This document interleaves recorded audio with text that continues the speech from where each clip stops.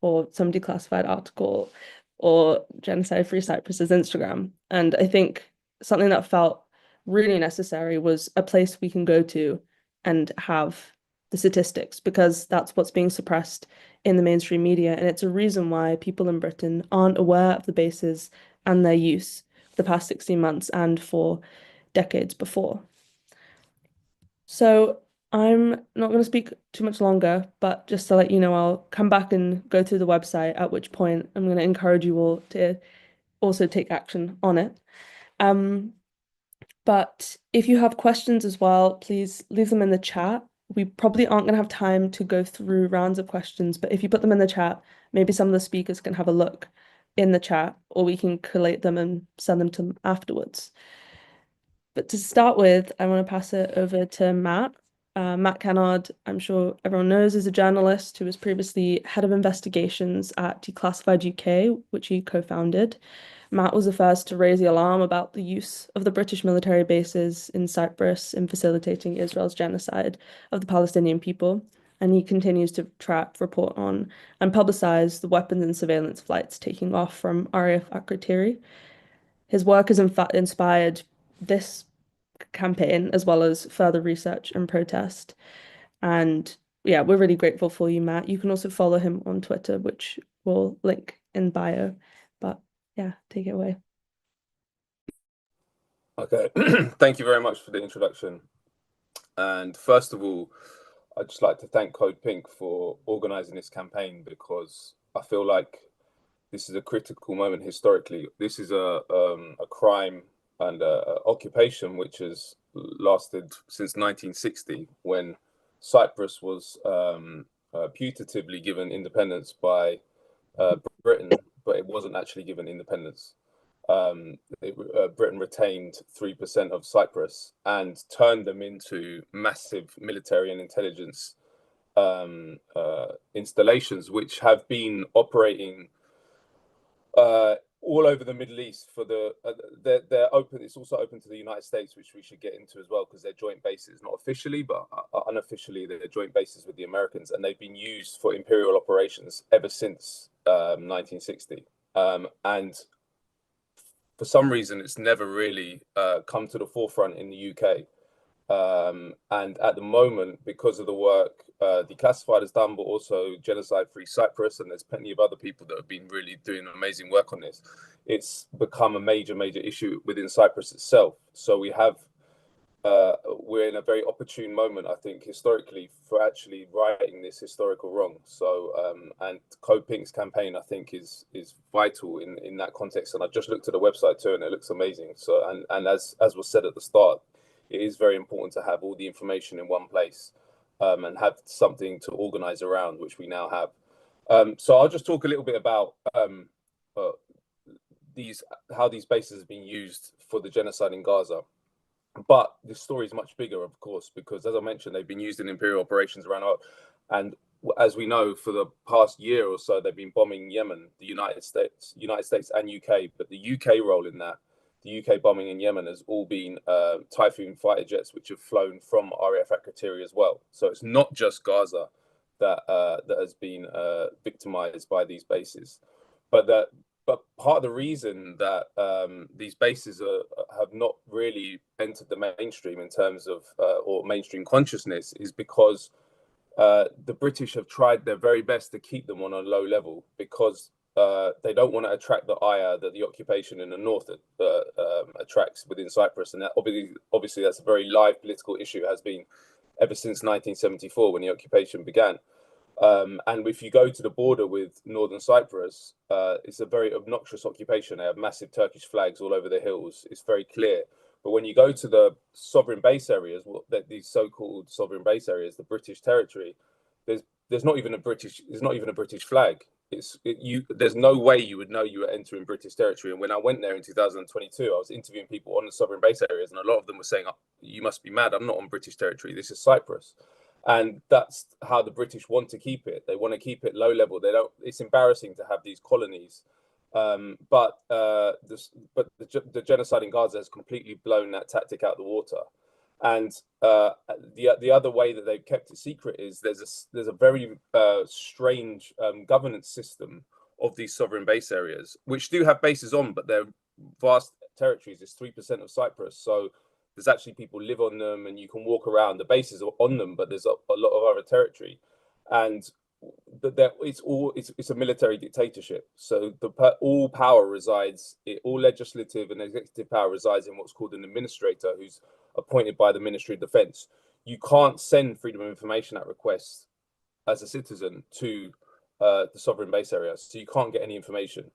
So at the beginning of the genocide, I'd been to Cyprus the previous year, and I knew that it was a 40-minute flight time. So I was thinking the British would be using this to help Israel, as Britain made clear early on that they were going to support the attack on Gaza. And I originally contacted the Ministry of Defence and said, look, how many flights are going from Akrotiri to Israel? And they wouldn't tell me. So as an investigative journalist, that instantly got me interested, because there's often no smoke without fire. And then so I started looking on flight tracking websites, which I'd never used before, but now I know like the back of my hand, because I've been using them for like 16 months. But I found independently that flights were going nearly daily from RAF Akrotiri to Tel Aviv and other bases in Israel. And when I went back to the Ministry of Defence and said, look, I've got the data independently, they then came back and said, okay, well, we'll tell you now how many it is, which was 17 at that point. It was early on. And then we now got figures up till January, or actually early February. For the first 4 months of the genocide, 48 RAF flights went from, they weren't all from RAF Akrotiri, but the vast majority went from UK bases to Israel. We still don't know what were on those flights. When we approached the Ministry of Defence to ask what was on them, we were told that they didn't say everything, but they said it includes medical supplies and moving ministers. Now, in that first 4 months, a couple of ministers went, and there's absolutely no way that that was the main purpose. And medical supplies, you don't need 48 huge C-17s and A400s, which is what these vehicles were. They're huge military transport vehicles that can carry 150 troops, and Black Hawk helicopters, Abrams tanks, all sorts of things. We still don't know, and there's no media interest. That's the other point of this. It's revealed this base as a central node in the Anglo-American Empire and its control of the Middle East, but it's also exposed how it's protected by the mainstream media in the UK, because none of the stories I was doing were ever covered in the mainstream media. They were covered in Cyprus and actually had an impact in Cyprus. There were protests at RAF Akrotiri and Limassol, which is the city next door, regularly. And then after those military transport flights, the government announced that they were going to fly spy flights over Gaza, where they were going from or how long they were going to be in the air. So I tracked those as well over the following year. From December to December, there were hundreds. They were nearly daily, and often sometimes there were 2 a day and three a day. They were flying from RAF Akrotiri over Gaza for 5 hours. And actually, Mateus at Genocide-Free Cyprus just told me before the event started that there's one in the sky right now. They haven't stopped with the ceasefire. And these are Shadow R1 spy planes that can gather intelligence, really high-level intelligence from the ground. And these flights were being flown for Israel. The government said that at the start. So this information is being given to Israel. Again, we don't know what departments they're being handed to, what information they're giving to the Israelis, and how it's being used. So that's another huge open question, and obviously has big significance with the case, with 2 live legal cases at the ICC and ICJ, because my hunch is that this information was being used for targeting in Gaza. And as we know, that the targeting in Gaza was targeting children, schools, hospitals, and every other part of its civilian infrastructure. So it does make ministers, UK ministers, vulnerable. It should make them vulnerable to prosecution by those, by the ICC, definitely. And then the other part of it is the American role, and we don't talk about that much. But one of the stories I did in 2022 was to reveal how many US airmen are based at RAF Equatorial. Now, this was the US and UK government tried to keep it secret for 50 years, and they did keep it secret. Everyone knew there was a US presence, but they didn't know how many and what the complexion of that presence was. I revealed that it was 129 airmen, and that's at RAF Equatorial. So we don't know what they've been doing for Gaza. Then there's also the Kelia, which is the eastern southern sovereign base area, and that's a huge intelligence station, which is effectively run by the US National Security Agency.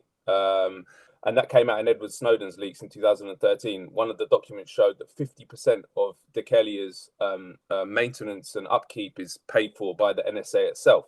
And interestingly, another part of those leaks showed that the Americans or the British were told American spies who were working at Dekelia to dress as tourists when they're going into and out of work, because they didn't want the Cypriots to know that this was a massive joint US-UK intelligence station.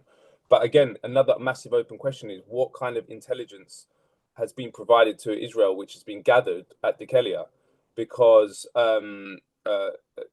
Dekelia is what's called a measurements and signatures intelligence station, and it's also an electronic intelligence station, so that it can get lots of intelligence from the whole of the Middle East and North Africa.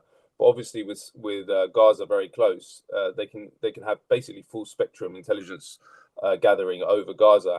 And Snowden's leak showed how close the NSA particularly is to Israeli intelligence. And actually, one of the documents that he released showed that the NSA was sharing intelligence daily, raw intelligence daily with Israeli intelligence. So again, highly likely that the Keller is being utilized to participate in the Gaza genocide. So all this stuff has been suppressed and not known about, but now it's all out in the open. So we need to, as activists, as journalists, as academics, really push this moment to get these bases taken away effectively, because they're colonial relics. They don't belong in the 21st century. There's no reason that Britain has these apart from to project power in the Middle East and project imperial power.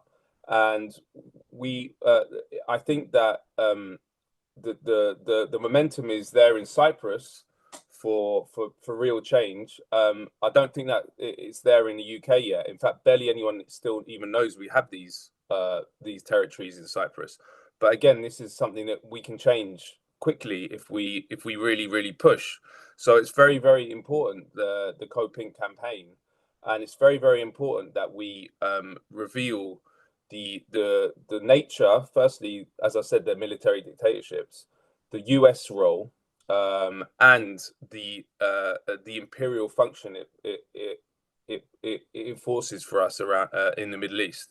And I do believe that things can change quickly, because they're indefensible. The only way they get away with it is because the mainstream, no journalist has ever asked our politicians about the role in Equatorial. There's been a few parliamentarians who have done it, but there's no press conference has ever been interrupted by a journalist saying, "Can you talk to us about what the UK is providing to Israel or the US is providing to Israel from Equatorial?" Not one, and that's because they know it's indefensible. If a politician has to defend it, there is no defense. The only argument for them being kept there is it protects Cyprus. And I think there were some people in Cyprus who did believe that at one point, but it didn't stop the invasion and occupation of 1974.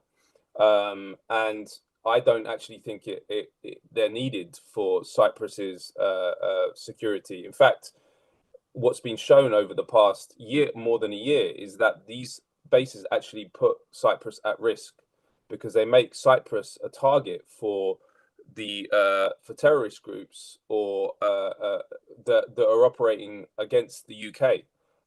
And actually, there's been various groups that have been involved in the war in the region that have actually said Cyprus. Hassan Nasrallah actually mentioned Cyprus's role in the Gaza genocide. And Hamas made a statement where they said, we're aware of intelligence being collected on Cyprus at these British sites. So there's, for Cypriots, apart from the fact that you can't be an independent country if you have two huge colonies that are massive military installations. It's not possible. Apart from that fact, for their own safety and for their own security, they need to get rid of these. And I hope that will happen soon, and I hope we can get the political awareness within Britain as well to push for this. And so I know Stop the War are doing work on this, but and now CODEPINK. So yeah, I'm hopeful. Thank you so much, Matt. Yeah, you paint a really clear picture, I think, for us, and we're also appreciative, I think, of your work and actually bringing this to light so we can educate further and take action on this. I want to have Matthew speak next, I think, because I think you work really well with what Matt has just said. So Matthew holds an MSc in Advanced Chemical Engineering with Process Systems Engineering from Imperial College London and currently works as a production plant manager in chemical manufacturing. And he also serves as coordinator for Genocide-Free Cyprus. So thank you. Thank you for the warm welcome and the kind introduction. Thank you everyone who's joined us today. We really appreciate you all joining in on the campaign, because it's something that especially has been proven in the last year that it's definitely necessary if we have any hopes of basically complying with international law at this point, which is at this point the bare minimum that we need is our own states to comply with international law. So thanks to the great work from Matt Kennard and Declassified UK in general, Cypriots have been able to uncover a lot of things that haven't been reported on in Cyprus. Because unfortunately in Cyprus, we have the issue of journalism being suppressed, or at least independent investigative journalism being suppressed. There's a lot of political sway within the media sphere. And so a lot of these types of things aren't discussed in general. While the UK is definitely complicit in aiding and abetting war crimes, has been proven for over a year now, there is the role that Cyprus and the Republic of Cyprus specifically has to play in their own complicity in facilitating all of these operations. Unfortunately, Cyprus has a very close relationship with Israel. It has been developing that relationship militarily since the 2010s. As early as 2017, Cyprus has allowed the Israeli occupation forces to train in Cyprus on Cypriot soil in the Rhodos mountainous region. That region basically mimics southern Lebanon. So in a sense, the recent attempted invasion into Lebanon was also, the island helped facilitate that by training them. This exercise happened multiple times. The most notable one was the Agapinor exercise 2022, which a huge number of Israeli soldiers came to Cyprus, and they trained to fight their enemies in the region, which is hinting at Hezbollah. And we have seen now, as a result of this, a few years later, that just like Matt Kennard said, we received a threat from Hassan Nasrallah, which for a Cypriot, where unfortunately Cyprus is a tiny island with a very small population and has no power on an international scale. So the fact that we were threatened by a military group which has much more capabilities than us is something significant, and it's something that unfortunately the government doesn't seem to want to fully recognize. And there have been even more recent threats to Cypriot facilities besides the Hassan Nasrallah's threat. Even following that, there were several cyber attacks at Cypriot key infrastructure, like the telecommunications network, the airports, government portals, and these were all linked to Cyprus's relationship with Israel. So there was a clear sign that the island started to basically have different threats against them following our increasing relationship. Even more recently, the Shin Bet Israeli intelligence agency basically gave out a warning for Paphos airport, and they halted all Israeli flights towards Paphos and redirected them towards Larnaca airport. And the reason they did that is because the government, the Republic of Cyprus, recently allowed the Israeli security forces to inspect the Larnaca airport perimeter by sea and by land to basically allow them to implement their own security measures. And they even asked them, it was reported that the Israeli forces asked them if they could have armed Israeli personnel at the control towers in Larnaca. So this just adds another layer of complicity in allowing Israel to basically dictate our own security measures. And there's a lot of complicity, unfortunately, that has to do with the government of Cyprus, even regarding the humanitarian corridor, which many see it as something that is beneficial, as if we were providing aid by sea. But unfortunately, many saw it as a simple distraction to basically prevent the aid to go by land. And there were even problematic consequences of the humanitarian aid, because all of the aid was controlled by Israeli security. There was nothing inspected by Cypriot personnel. No Cypriot forces had any right to dictate what type of humanitarian aid. So everything was controlled by them, which is already problematic by itself. Now, the Republic of Cyprus, though, is definitely complicit in its relation to the British bases in Cyprus as well. Firstly, it's complicit in the sense that it never critiques the UK government.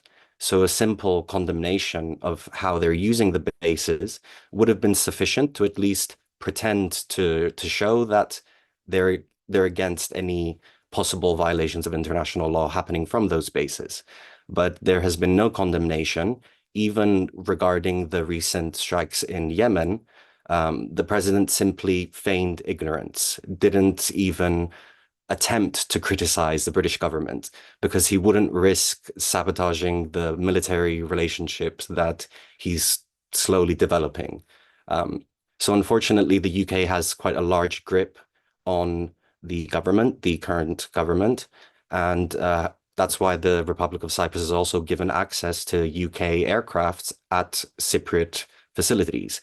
So we've managed to capture flight data of one of the spy flights, the Shadow R1 spy plane, taking off from Akrotiri and landing at Paphos International Airport. This was in August of 2024. And we've also more recently found flight data showing a Typhoon fighter jet taking off from Larnaca Airport. This is the usual fighter jet that's involved in Operation Shaders, which is a long-running military operation that's been happening from the bases. But the fact that these assets were given access to Cypriot-controlled facilities is very problematic, since they already have their military bases on the island. So logically, there's no need to even facilitate those aircrafts. But we've had flight data of the UK military helicopters being allowed at the airports. So the government, unfortunately, has freely opened up Cypriot facilities for any foreign military use. And even more recently, we've had a vast array of different military air forces coming in and out of Cyprus, the Larnaca and Paphos airports, including Canadian Air Force, Australian Air Force, Royal Netherlands Air Force, Oman, Slovakian, German. So there's been a lot of military activity on the island, on Cypriot-controlled facilities. And especially the US presence on the island is much more significant recently. While the US was already present in the British bases illegally, because in order to basically, so the UK government has to basically get permission from the Cypriot government to have any foreign military personnel at the British bases. Even if it is sovereign territory, they have that right to basically request permission. And the current government, again, continues to feign ignorance on whether US personnel are just doing whatever they want on the island or whether they've been given permission by our own government. So they're playing with words to avoid the question. And especially with the 5-year bilateral defense cooperation agreement that's been signed with the US, the US military presence on the island is continuing to escalate even further. And we've noticed this with Boeing C-40 Clipper warplanes going from Larnaca directly to Tel Aviv. Just this month, there's been 3 of those. So there's a lot of military activity, and unfortunately, it all revolves around the UK-US military presence on the island. Thank you. Thank you so much. And I think something that you mentioned, at least at the start, is that we're having a really apt conversation right now because there is a spy flight flying over Gaza right now that went from RAF Akrotiri. So this is an ongoing thing, and our demands to stop surveillance flights themselves are what kind of are the start of our demands for this. So I'm gonna share my screen quickly and take you through a bit of the website, which should highlight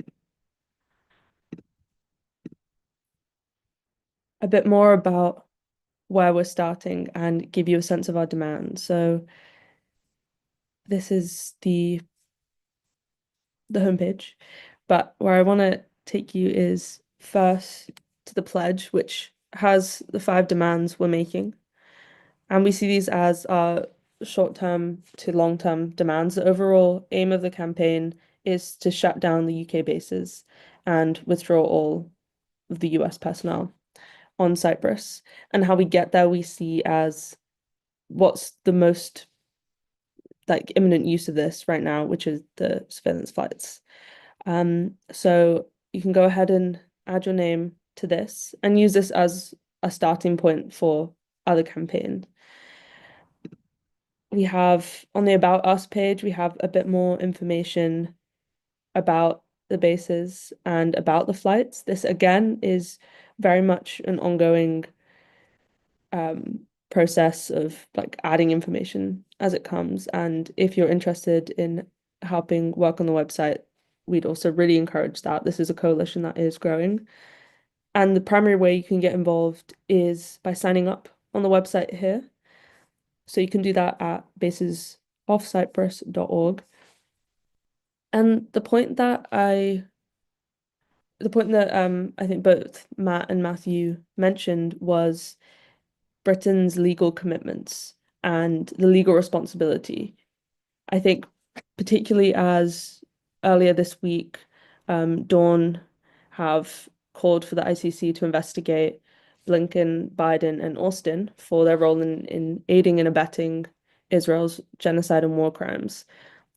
We have a similar case, I believe, here, where these surveillance flights and this intelligence sharing have undoubtedly provided Israel with the information it needs to target its attacks on the entirety of Gaza. And to start as this campaign, we have a petition to the ICC, which you can sign here. And this petition is demanding that the ICC request the surveillance footage from the British government, which they themselves have said that they would give if asked. They haven't been asked, it seems. And also to assess whether the UK's sharing of this intelligence does constitute war crimes, aiding and abetting war crimes. So please sign this and share it and use this as a starting point, I think, for where this campaign can begin with. And the other one that I wanted to start with, I'm going to keep coming back to this to emphasize it, is the protest that we also want to announce that is happening. This is going to be a joint protest in London and in Cyprus. In London, it will be at the Ministry of Defence, and in Cyprus at RAF Akrotiri. Both Matt and Matthew have just explained precisely why we need this in both places. I think we also need this in the US, and that will be our next steps after this. But for us to highlight that the decisions that are being made in Whitehall are the ones being carried out from the bases in Cyprus to facilitate genocide in Gaza and also to facilitate bombing, particularly of Yemen recently. But this base has been used to commit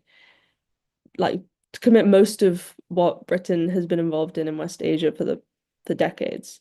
This base has really facilitated the post 9/11 war, so-called war on terror attacks. And so it's of primary importance for us to use this moment now to educate not only on how these are right now being used, but how this is part of the system of imperialist violence. And it's this critical base that has facilitated this.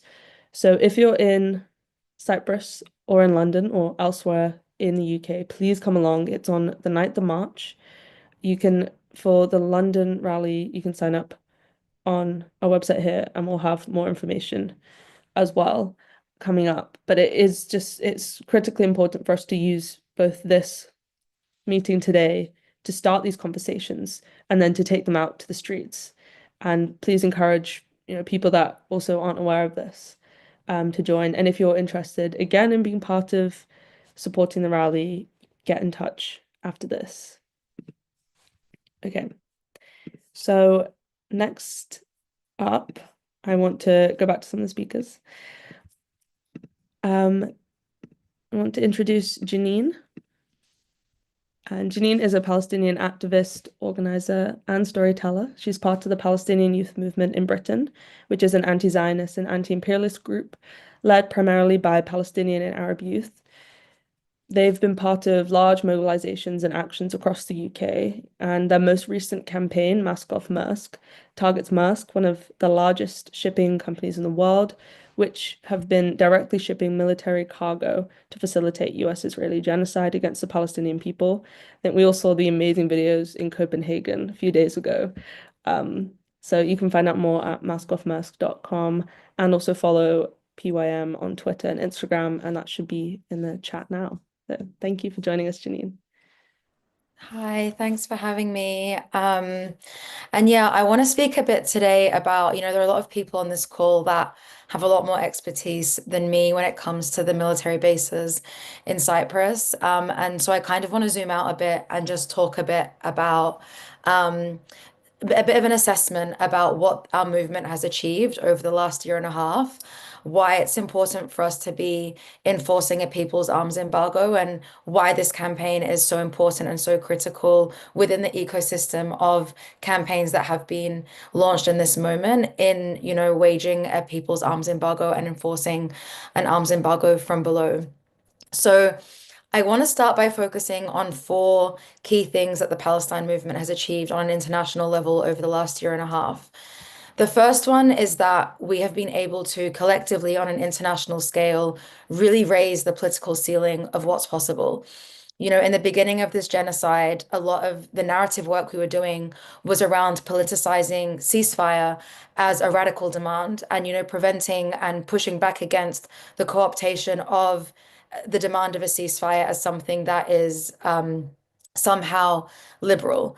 And we were able to popularize that and politicize ceasefire as a demand. And that opened up the door for us to be able to then push for arms embargo, to be a popular demand. And now we're in a position where we can push narratively on a higher level and enforce a people's arms embargo and really popularize this idea of a people's arms embargo or an arms embargo from below. And so this campaign really feeds into continuing to make those critical narrative interventions around the importance of enforcing a people's arms embargo through things like popular protests that are happening in a couple of weeks in support of this campaign. The second thing that our movement has achieved on an international level is that we have seen a sharpening of contradictions. And what this essentially means is that the popular masses, everyday people around the world have realized that the political class will never act in the interests of the people. And and they will always act in the interests of capitalism and imperialism. And we saw this in Britain specifically when, very early on in this genocide, the majority of the British public supported a ceasefire, but the political establishment ignored it, and over two-thirds of MPs and of the government, refused to vote for a ceasefire. And so what this has meant is that Palestine is now a local issue. People are understanding that just like the government is going to act in the interests of capitalism and imperialism when it comes to Palestine, that's also going to be the case when it comes to healthcare, when it comes to education, when it comes to housing, and when it comes to military spending and militarism. And this campaign is a really clear example of being able to continue making Palestine a local issue and talking about how, British bases are being used to facilitate the genocide in Gaza, and drawing links between imperialism on a global scale. The third thing that this movement, our international movement, has been able to do is to unmask Zionism and shatter any possible illusions that people might have had before the October 7th moment of what the Zionist entity of Israel actually is.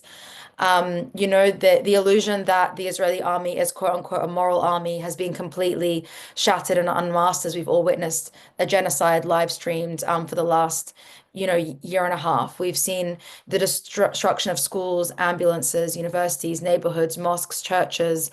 We've witnessed man-made starvation. We have seen imperialist violence spreading across the region, including Yemen, that was facilitated by these UK bases that exist in Cyprus. And so these illusions around Israel and around Zionism have been completely unmasked. And linked to that, the third thing is that we've really unmasked British complicity in Zionism. Before October 7th, people often talked about British complicity in Zionism as something of the past. They used to talk about the Balfour Declaration. They used to talk about the Mandate period. It was seen as part of the historical legacy of Britain and part of a shameful historical legacy, but it wasn't really seen in mainstream discourse as something that the British government is continuing to be complicit in today. And in reality, we know that the British government is complicit in the ongoing settler colonization of Palestine and in the broader project of Western imperialism through funding, through producing weapons components here in Britain, through providing political cover for the ongoing war crimes that we have witnessed through the bombing of Yemen and through the bases in Cyprus. And so through this campaign, we're also able to kind of continue pushing this narrative forward around British complicity as not being something of the past, but something that is ongoing today in the ways that the UK government is continuing to facilitate this genocide. And finally, the fourth thing that we've been able to really popularize and create an intervention around over the last year and a half is the idea that the masses are the makers of history. Gaza proved to us all that it's the masses who are the makers of history, that it's not, the political class, it's not these UN agencies that are going to ultimately be the makers of history. It is the Palestinian people who forge their own path to liberation and return. No longer are people pleading human rights organizations and trying to convince governments. The people of Gaza and of Palestine and the wider region have shown us that we have to take matters into our own hands. And so that's why, popular campaigns as a way for mass participation and broad participation in the Palestine liberation movement in this next phase of our struggle are really critical. And so over the last year, we've seen Gaza transform the entire world. We have witnessed protests and actions where millions of people have taken to the streets for Palestine. In London at its peak, we saw 1 million people take to the streets for Palestine. And we've seen, actions that have shut down weapons factories and bridges and train stations. We witnessed a student intifada, which injected energy into our global movement. We've seen the ICC rule that Israel is perpetrating a genocide, and we've really created a crisis in the political establishment. And so after a year of ongoing mobilization, or over a year of ongoing mobilization, it's really important to be thinking about how we can turn the mobilizations on the streets into long-term organizing. And this campaign, amongst the other campaigns that exist, like the Mask Off Merce campaign, is the answer to that. What is required of us in this moment is consolidating these wins and bringing the people that have been taking to the streets for Palestine for over a year and a half into long-term political projects with clear demands that enable us to organize, not just mobilize, but actually organize towards the liberation of Palestine. And it's because of the gains that I mentioned previously that campaigns like this are so critical and are made possible. You know, it's because people understand that the political class will not act in their interest. And it's because people understand that the masses are the makers of history that we can popularize the importance of waging a people's arms embargo or an arms embargo from below. It's because imperialism has been exposed and because imperialism has become a local issue that we can launch campaigns like this one that link British military bases to Israel's genocide and raise popular consciousness on imperialism. And it's because we've unmasked British complicity that we now must make sure that in this quote unquote post ceasefire moment, the British government doesn't get away with the ongoing complicity that they and the ongoing role they have played in the genocide of Palestine and over 100 years of Western imperialist domination in Palestine. We know right now that the Zionist entity of Israel is waging violence on the West Bank. We know that the Zionist entity is replenishing its stock for the next onslaught on Gaza. We know it's conducting surveillance flight over Gaza right now. And it's in these so-called in-between moments or these moments between these headlines that we need to organize. We need to build the power. We need to consolidate our gains and continue driving the struggle forward. And that's why campaigns, including this campaign, are so critical because they are a vehicle for us to move the masses, the millions that have taken to the streets for Palestine, from short-term mobilizing to long-term organizing. And because it's only through this long-term organizing that we'll ultimately and inevitably win. So, you know, me and the Palestinian youth movement are really excited that this campaign is being launched and feel like it's part of an ecosystem of campaigns that are contributing to, you know, moving from mobilizing to organizing in this critical juncture in our national liberation movement, and enabling us to continue driving the momentum that we've built over the last year and a half forward. To be able to continue fighting for the liberation of Palestine. So thank you for having me, and I'm really excited to see, you know, how this campaign develops. Thank you so much, Jeanine. I think you set such an amazing picture there about, like, I think for this campaign as well, like, this is a demand from below. The media are silence on this. Politicians lie about what these bases are used for. So we're sick of these lies and we want to make these demands from below. So thank you so much for that. Next, I want to invite Nicos to speak. Nicos is a professor of sociology at the School of Humanities and Social Sciences at the University of Nicosia in Cyprus. He heads a Cyprus team of experts for the EU Fundamental Rights Agency, and he's a member of Far Right Watch Cyprus.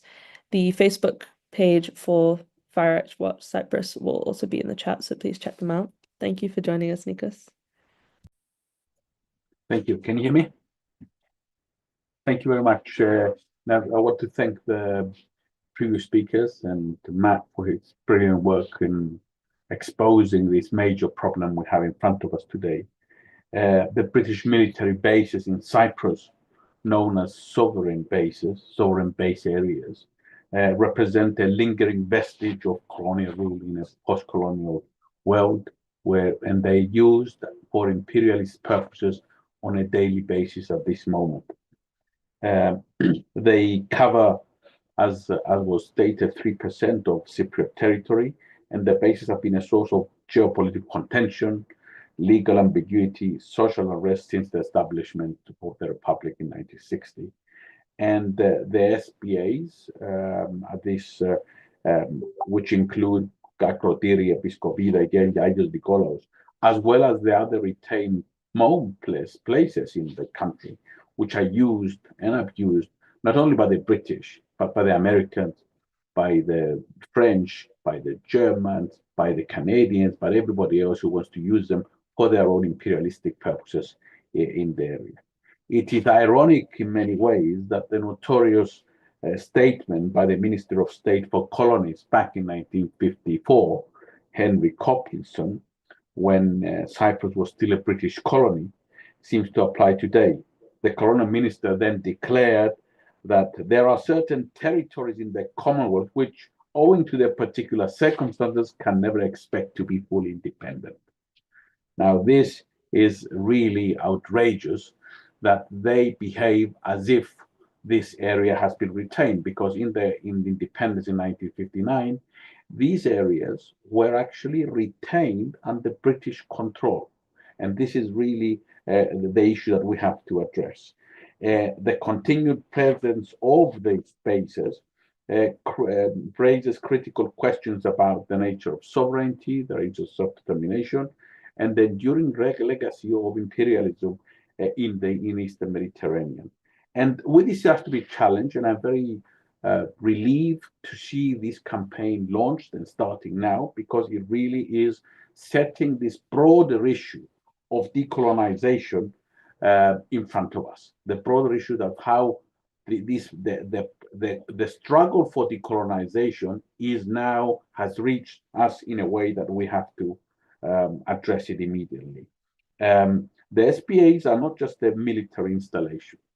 They are emblematic of a broader framework that perpetuates not just the subjugation of, a part of the territory of Cypriot people, but they are part of a major game in the region. That's why it's not a local issue. And the fact that they have been instrumental in facilitating various military operations, including Libya, Iraq, Iran, recently Yemen, and the continuing role of course, in the genocide and the facilitation, which is aiding and abetting the continuation of this genocide, makes it an immediate task for us to actually do something about it. And doing something about it is that we must refuse to be complicit in any way to what is actually happening next door to us. And it's not just what is going on in Gaza, which is continuing at this moment. At this moment, the Israelis using this kind of attention, which is away from the conflict in terms of because there is an exchange of hostages, are actually implementing another genocide, another ethnic cleansing in the West Bank. And this is happening at this moment in front of everyone. So we really, really have to be focused in this strategic task in front of us. Another sentence, the SPAs are not a local issue alone. They are part of the global network of military bases that sustain this project across the world.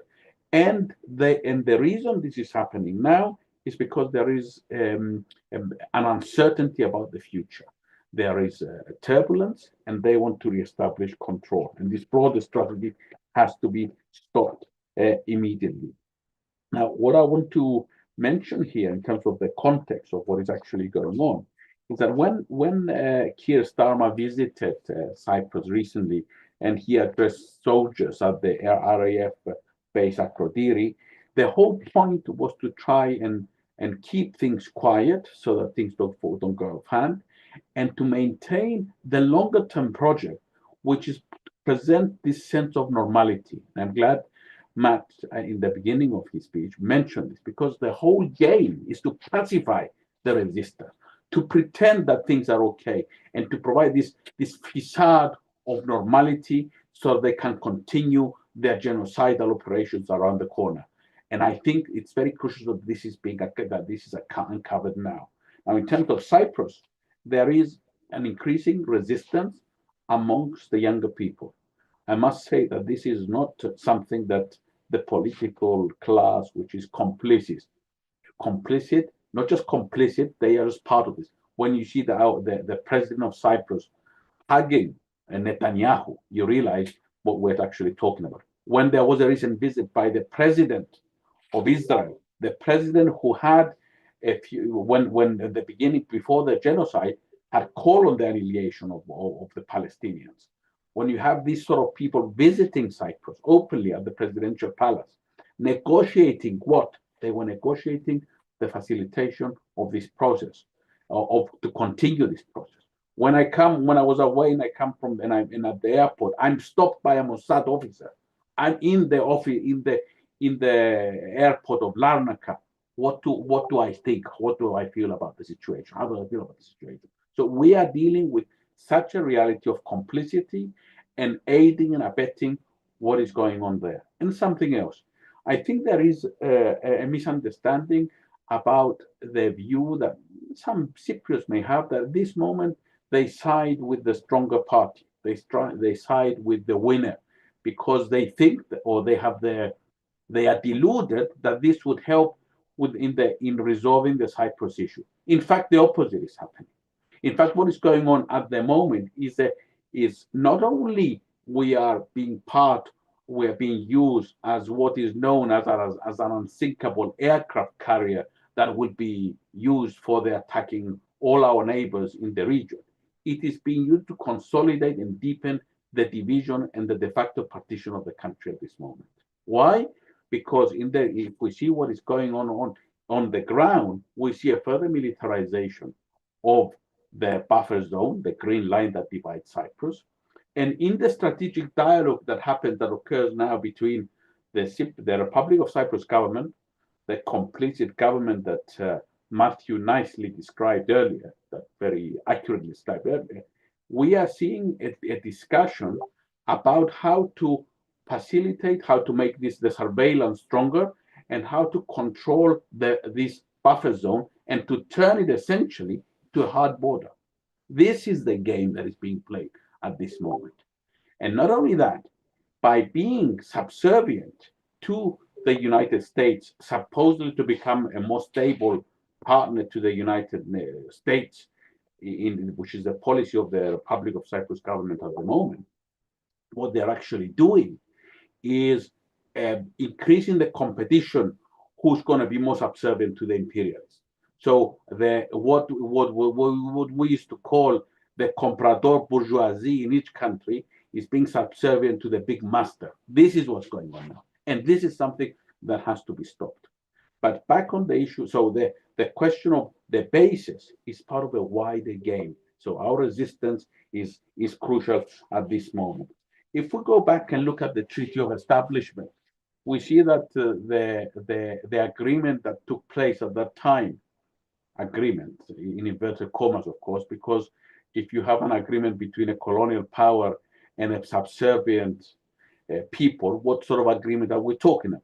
It's not really an agreement between equal parties. It's one party which has in power and another one which is subservient. So it cannot be there is no equality of arms between the two. But in any case, if we read the text now, it's a very, very strange text. It talks about effective use of sovereign bases as military bases, not to create a colony.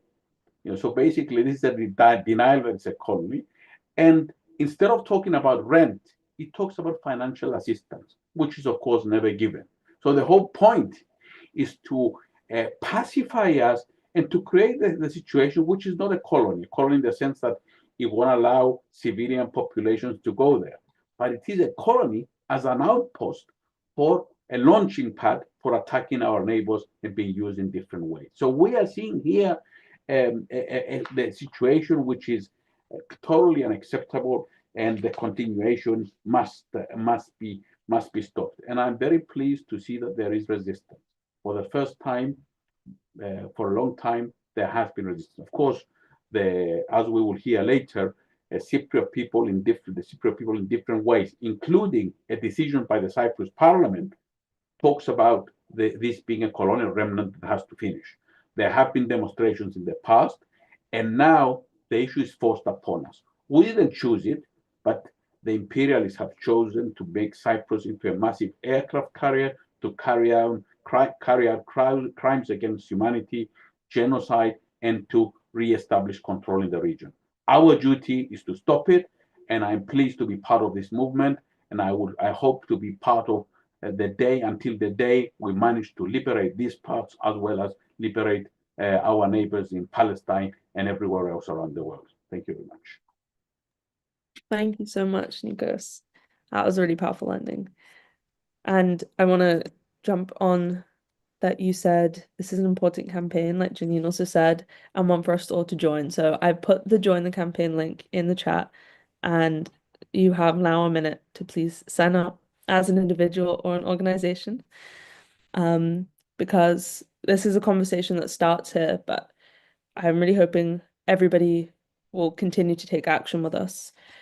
We want your ideas, and we want you to take action in your local areas, but also in doing other webinars like this, other education, and other resistance. So please take a minute now to sign up before our next speaker so that you can be in touch with other people that are on this call and get updates on what we do.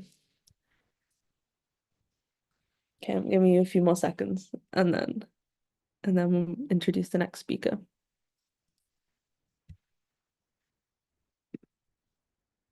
Okay, and Lindsey, I'll invite you to speak next.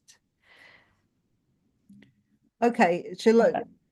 Yeah, Okay. I'll give you a bit of an introduction first, if that's okay. So thank you for joining us, Lindsey. Lindsey German is national convener of Stop the War Coalition, which is a large anti-war group in the UK, which have been lead organizers on the large public protests, including the protests for Palestine over the past 16 months and long before that. Jeanine mentioned the biggest of which was, I believe, November, where over 1 million people turn out to the streets of London. She's been involved in anti-militarist and anti-imperialist campaigns calling for negotiations to end the war in Ukraine and against the US and UK's push for a new Cold War. You can check out Stop the War Coalition on their website, stopwar.org.uk, and follow Lindsey on Twitter, and also sign the petition that we're doing in collaboration to demand Keir Starmer stop the surveillance flights. So thank you for joining us, Lindsey. Thank you very much, Nuvpreet, and apologies for I've been in another meeting. I wasn't able to get here sooner, but I'm sure there have been many good points that people have made. I just wanted to add my support to the campaign and to add my support for what has been happening. I know there have been protests to Akrotiri, and I know that there are a whole number of people in Cyprus and elsewhere who've been campaigning over this. And I think it's an incredible thing, really, that 65 years after independence for Cyprus, when no doubt the people of Cyprus thought they were getting rid of the British, they still have these military bases, which, as the previous speaker said, are used as a kind of an aircraft carrier in the Mediterranean for British imperial interests. And we've seen, particularly with the situation in Gaza over what is now 16 months of genocidal, brutal attack on the people of Gaza, and now increasingly on the people of the West Bank as well. We've seen the crucial role that these British bases have played in terms of the flights of US special forces, which, as I'm sure has already been said, have increased dramatically under the prime ministership of Keir Starmer. In other words, under a Labour government, which shouldn't be what we would be expecting from them. We've seen that nearly half of the reconnaissance flights over Gaza are carried out by RAF planes. An incredible figure, and of course it's put always that these are just about looking for hostages, but I think we have to be extremely skeptical that these are anything but surveillance, passing on information to the Israelis and to whoever else needs them. And of course we know that since October the 7th, 2023, there have been another 500 extra troops were sent to the bases in Cyprus as a result of that. So all of these are issues that directly concern us over the immediate question of Gaza. And I think that for all of us here, we're absolutely horrified at what has gone on over the last 16 months. That, as Nuvpreet has said, we've organised, I think we've now had 24 national demonstrations, and of course, thousands and thousands of local actions and protests and all of these things around Britain in the last few months. And all of those, I think, reflect the view of the people of Britain, which is that the vast majority of the people of Britain, which is that this is unacceptable. They've been supporting a ceasefire from the beginning. The majority of people in Britain don't think that we should be arming Israel. So there's a very strong sentiment in this country and a great deal of support for the campaign in support of the people of Gaza and in support of the Palestinians more generally.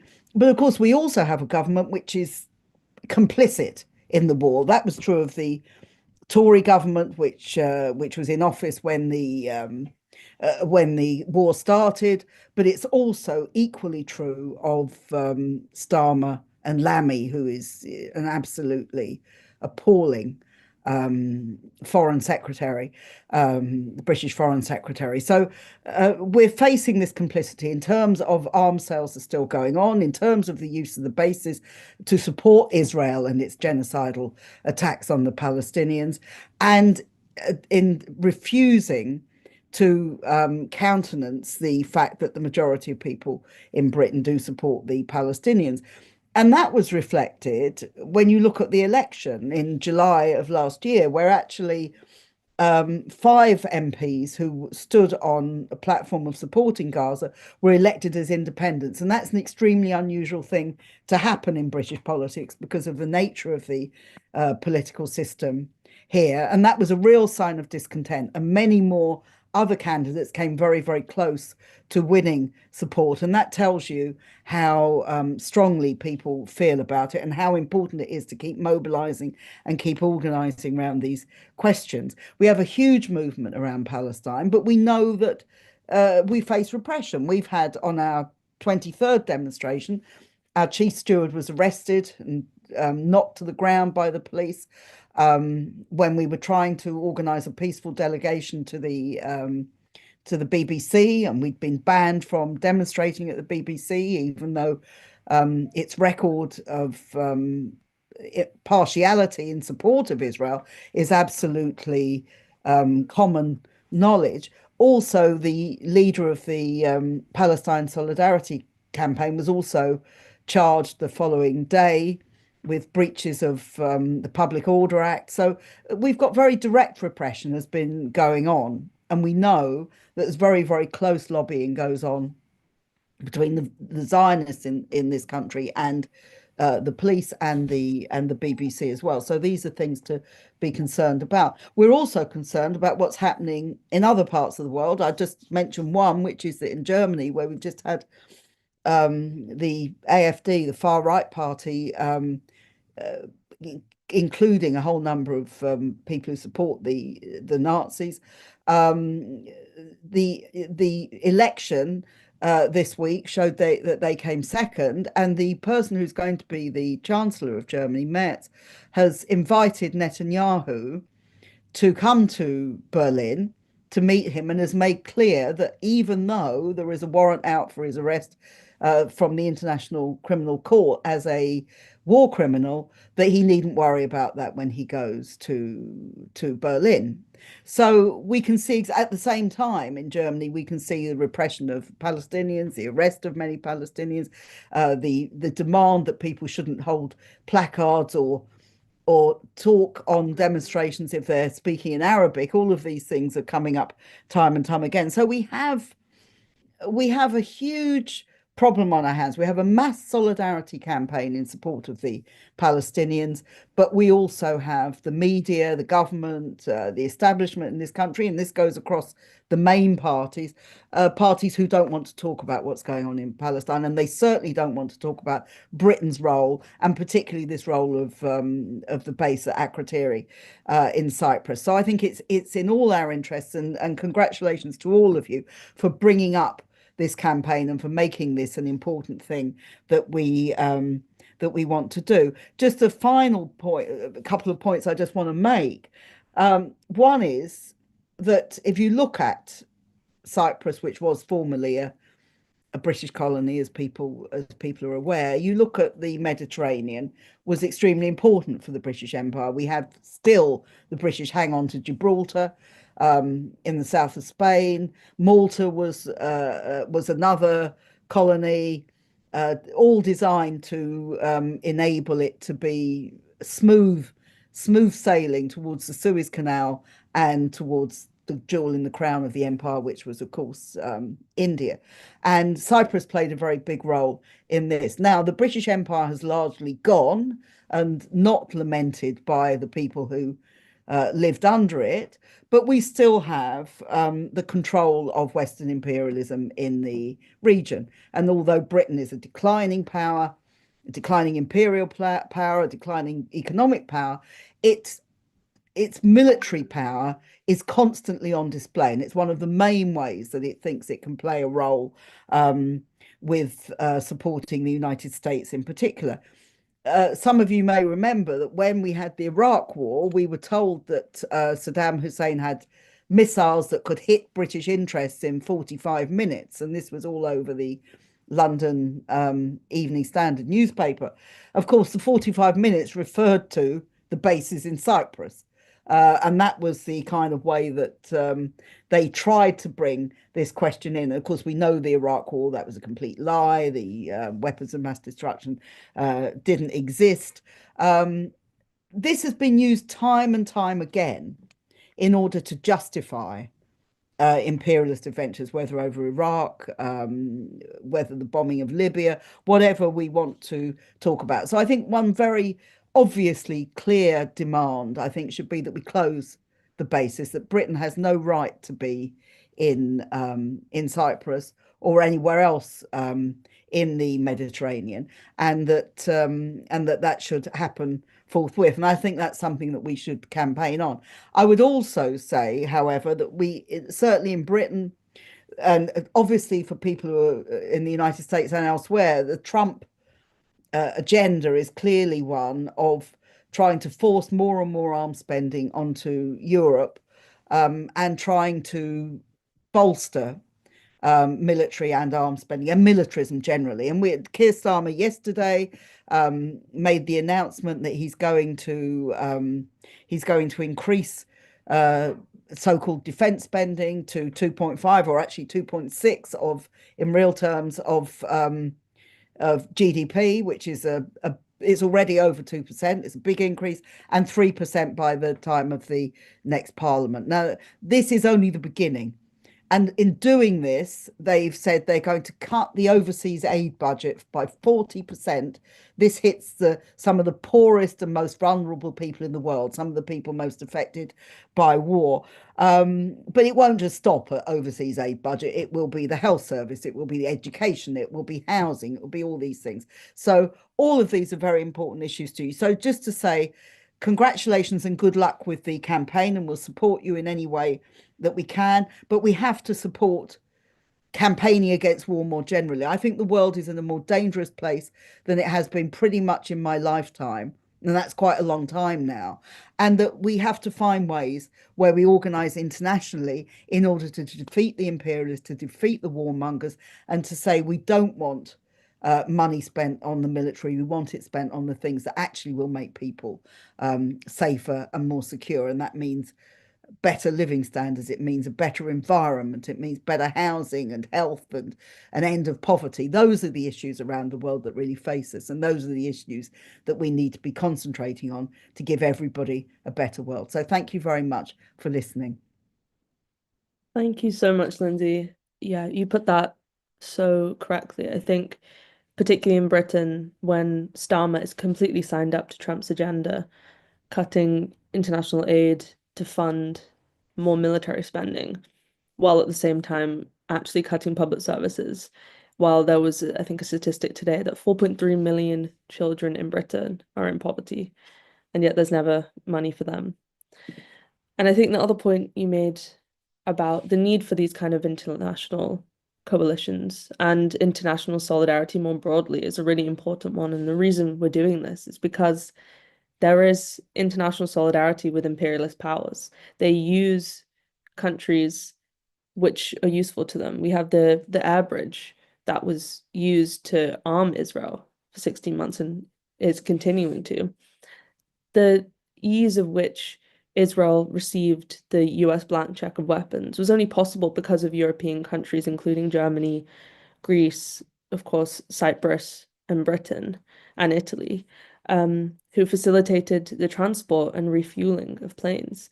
And so I think this, as we've been thinking, has to be the start of more solidarity between anti-war, anti-imperialist groups in every country in the world, to really facilitate, I think, broader movements and, as Jeanine said before, for long-term organizing. And yes, with that, I want to invite Oz next to speak. Oz is an activist and writer who's currently president of the Union of Cypriots, which is an anti-imperialist Cyprus-based organization that demands liberation for Cyprus from military bases. Oz also serves as member of the International Coordination Committee and the vice chair for Europe of the International League of the People's Struggle. Union of Cypriots have released a publication, which I actually now see behind you, entitled Liberate Cyprus, which you can find at the link that will be in the chat as well. So thank you so much for joining us. Thank you very much for the introduction. Can you hear me well? Or? Yeah. All right. First of all, we would like to thank the organizers of this event and all the participants for being with us today. As an organization, it is important for us to see that the geopolitical significance of Cyprus in the global anti-imperialist struggle is receiving more attention from the international community. When the Union of Cypriots was founded 15 years ago, we adopted a motto that we have consistently repeated in our international efforts, publications, and speeches. Liberate Cyprus, free West Asia and North Africa, defeat imperialism. We have always emphasized that liberating Cyprus is not just for Cypriots. It means cutting off the windpipe of imperialism in an entire region. Today, many organizations are highlighting the fact that the presence of the British bases in Cyprus facilitates the spread of imperialist terror across the region, especially after these bases were used against the most recent Palestinian resistance. We can talk, write, campaign for days how these bases are a threat and why they should be dismantled. But if we do not discuss why they are still there and how they can be removed, nothing will change. Eventually, when the current focus on the region fades, people will stop talking about Palestine and Cyprus. We have seen this happen before many times. Unfortunately, certain right-wing and so-called left-wing groups are deliberately attempting to separate the issue of the British military presence in Cyprus from the NATO-planned Turkish occupation of the island in 1974, which was designed to maintain the status quo. While 40% of the Cyprus's territories remains occupied by two major NATO powers, and while crimes against humanity, such as Turkey's settler colonization in collaboration with Zionists, mirroring the Palestinian experience, continue, these political formations attempt to exclude the liberation of Cyprus from the liberation of Palestine. They try to portray a semi-colonial state like Cyprus as a sovereign Western country. This is exactly the idea that Western imperialists promote and hide behind to shield themselves from their criminal actions and to maintain power in Cyprus. It is also what Zionists want in order to further isolate Palestinian struggle by cutting its ties to other liberation movements like that of Cypriots. If we are going to discuss the British bases in Cyprus, we must recognize the three most important tools used to maintain them. The first tool is the Treaty of Establishment and the Constitution of the Republic of Cyprus, both drafted by the United Kingdom, Turkey, and Greece. Through little known to the world, the Republic of Cyprus was established in 1960 after a heroic armed national liberation struggle. However, the documents I mentioned granted Turkey, Greece, and the United Kingdom the power of stationing military forces on the island while allowing Britain to claim sovereignty over its bases.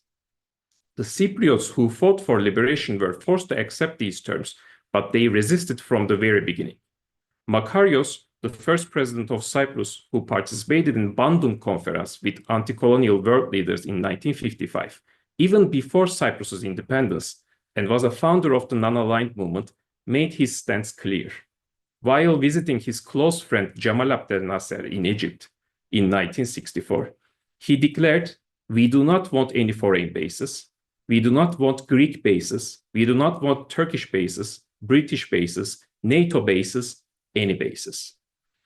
This struggle by the Cypriot political leadership led imperialists to create the second tool, the Turkish occupation of Cyprus in 1974, which remains a key factor in maintaining the broader imperialist military presence on the island.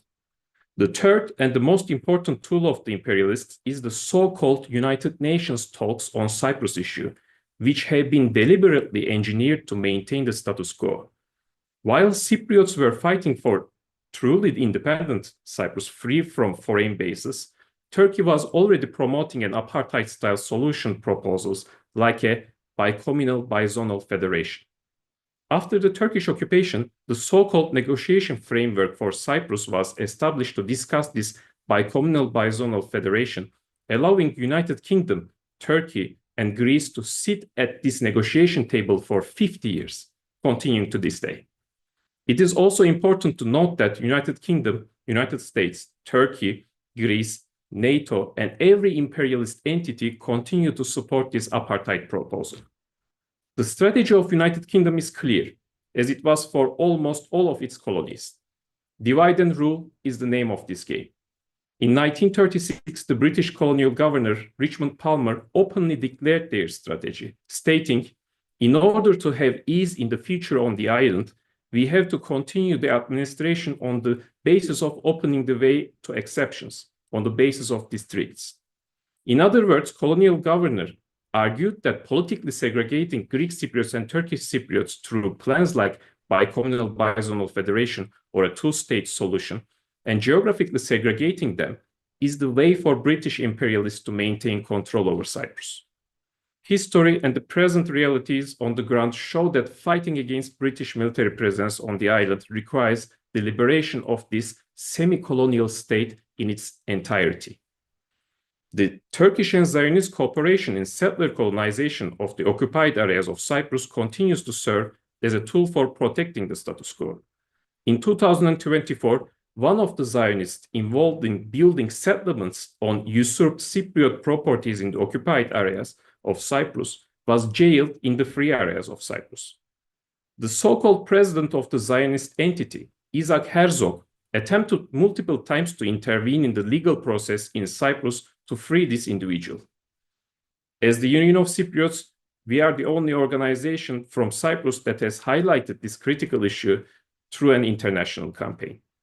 Before ending my speech, I want to emphasize that even though progressives around the world have only recently started talking about Cyprus, due to the latest Palestinian resistance, the Union of Cypriots and the Marxist-Leninist elements in the Palestinian resistance have been cooperating for years. One of the most significant developments took place 1 month before October 7th, on September 7th, when an international organization called International Anti-Imperialist Front Against Fascism, War, and Environmental Destruction was established. At its first Congress, six special resolutions were adopted. One of them was for Palestine, and one of them was for Cyprus, both co-signed by Palestinian and Cypriot delegates.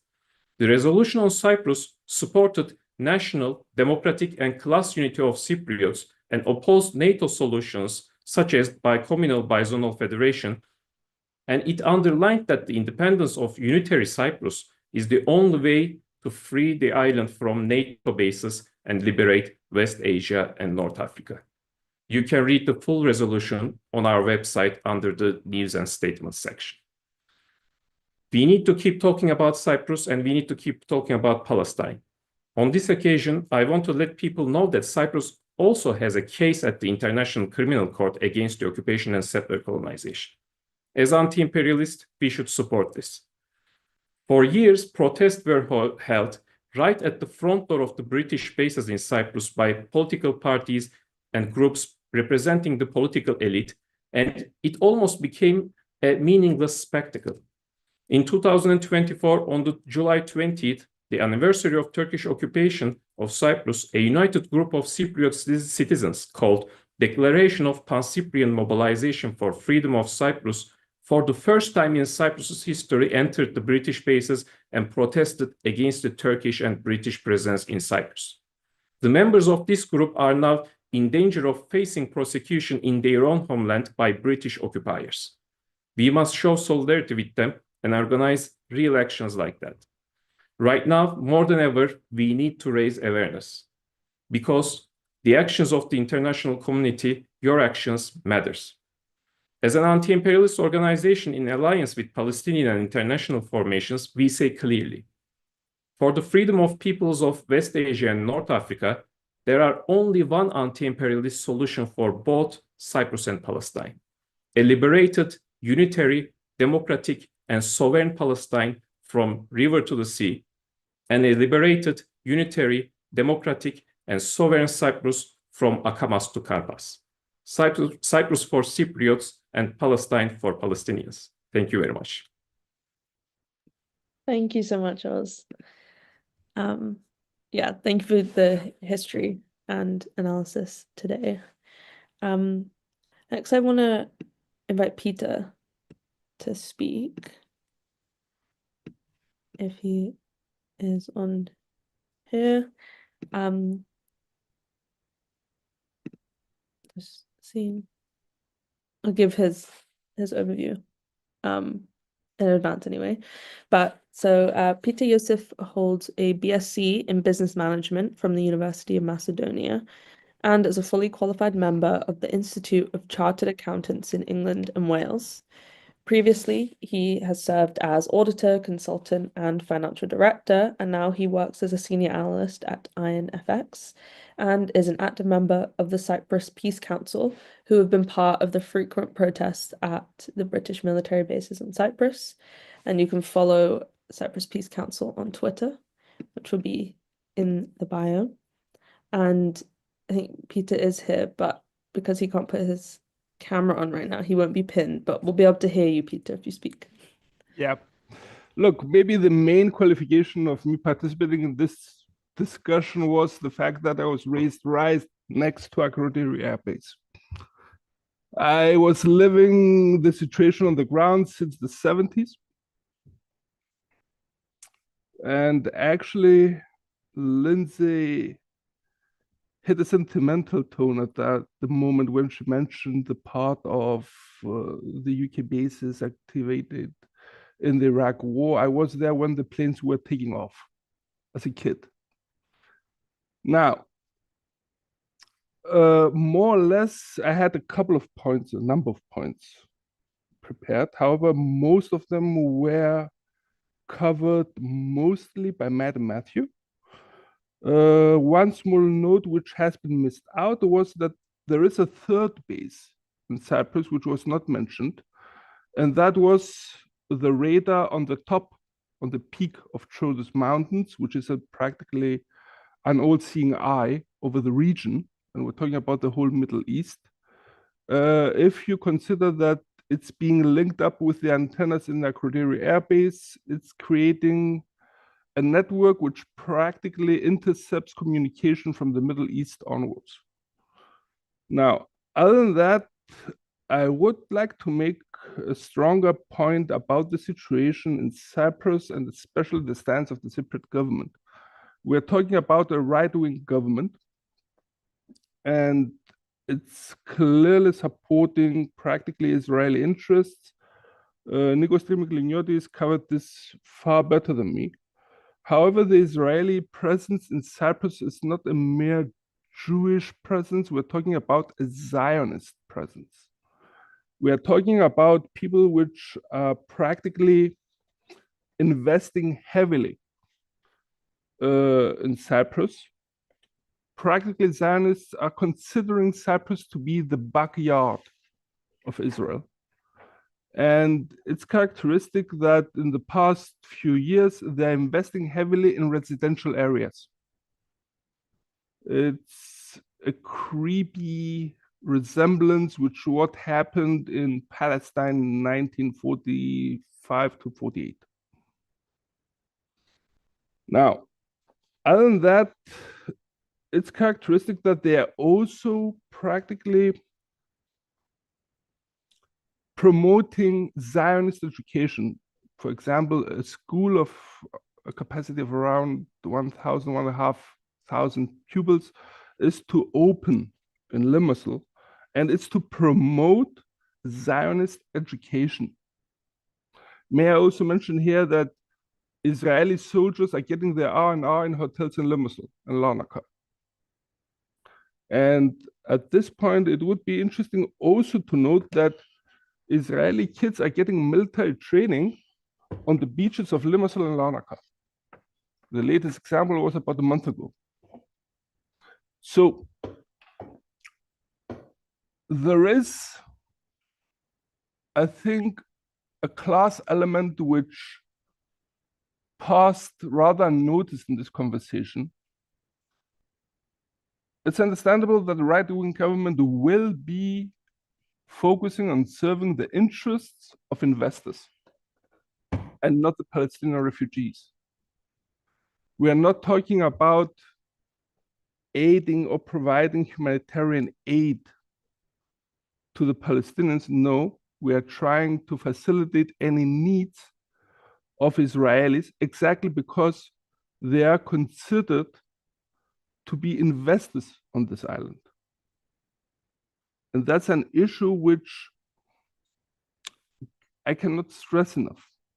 The poor Palestinian refugee, in contrast to the rich Israeli investor. Other than that, I would also like to note that the internationalization practically of the resistance to the status quo, to the system, could be achieved also on the 9th of March. We could link up. We could actually make something happen outside the gates of the Israeli airbase and link up with London, which would be exactly showing, I think, that there is a direct link between the two. It affects both. And at that point, it would allow for the one side in London to increase the pressure on the Labour government, and on the flip side, allow us to internationalize our stance and increase the pressure on the Cypriot government. Another issue which was not mentioned was regarding the role of the RAF bases. Now, there was a mentioning about bombing Yemen. There was a mentioning about transferring material to Israel. And at this point, allow me to mention that our sources within the base are mentioning that it was no humanitarian aid. On the contrary, it was practically material for war. I didn't hear anybody mentioning the fact that RAF fighters took off the night when Iran was hitting with missiles Israel. It was something which practically put us as Cyprus directly on the target of Iran for any possible future missile attack. And I do not want us to actually allow for the big picture to escape here. It's not only that Cyprus is at risk from a possible Iranian attack in a war between Israel and Iran, it's the fact that Cyprus is practically being used by the UK for military action only. And at that point, it's in direct contrast with what Cyprus could actually be. We could be a bridge of cooperation. We could be a bridge of dialogue, of understanding. And what's happening exactly with the British bases right now is putting us in the opposite spectrum. We are talking about UK bases which are being practically right now transformed into NATO bases. And I'm not so sure that the UK government itself has full control over the bases as such. I would be also noting here that the CPC, the Cyprus Peace Council, has been the most loud advocate against the presence of UK bases in Cyprus.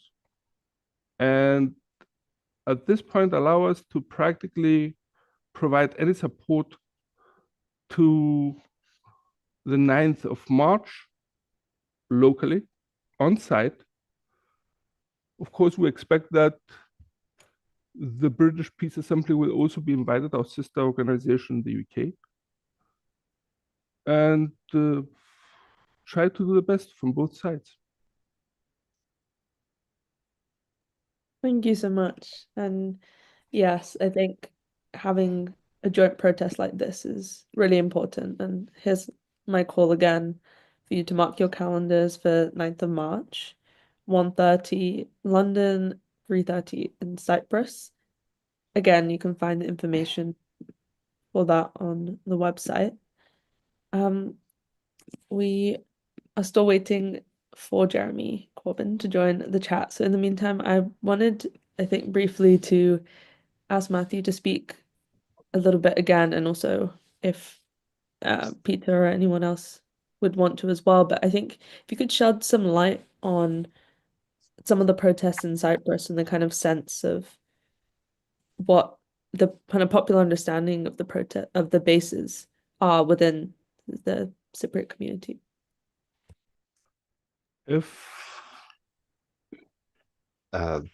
Thanks.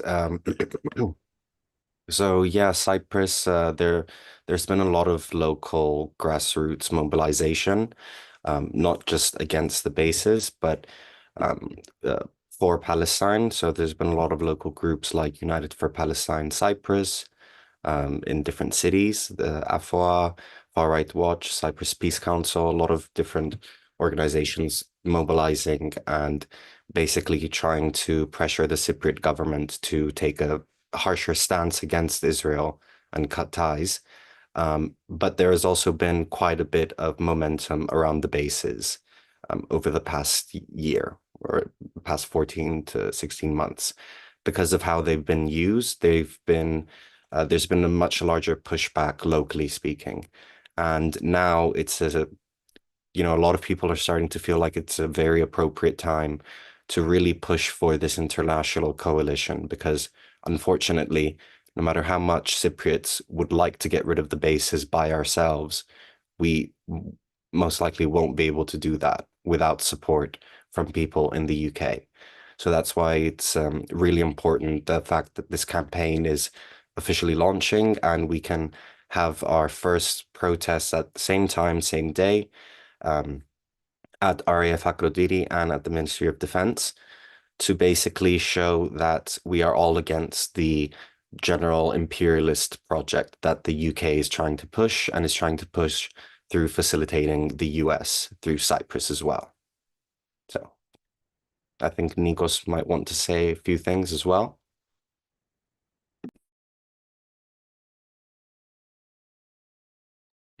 Nico, do you want to mention something? Yes, I wanted to add that there is resistance to what is going on, as well as complicity. So I didn't want to show that that there is complicity by what can be called the cooperador bourgeoisie, and who have they bought off in terms of what is happening. But there's also strong resistance amongst young people. In terms of political parties, the only political party which has been consistently fighting against what is going on and keep providing solidarity for Palestine is, of course, AKEL. And I think that's important to mention this, that in terms of in Parliament, AKEL has been very important. It has been the only pillar which has been fighting in terms of what is going on, opposing what is happening, and bringing this to public attention, and has been going on. So I think the left has been fighting for this for some time, and Greek Cypriots and Turkish Cypriots together are the kind of the pillar that has been pushing for this to happen.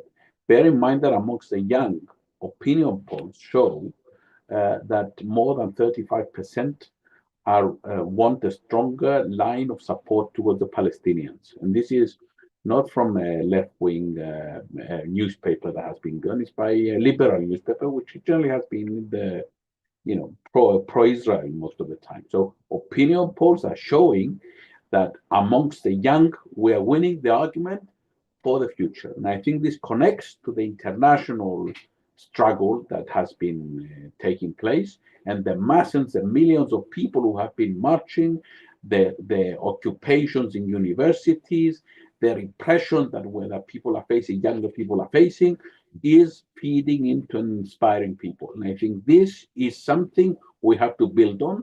And this is why in Cyprus it's crucial that we do so.